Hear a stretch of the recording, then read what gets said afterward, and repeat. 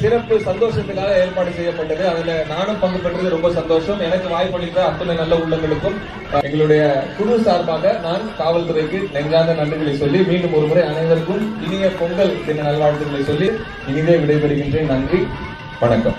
Thank you so much. Signing off by MC Lavi.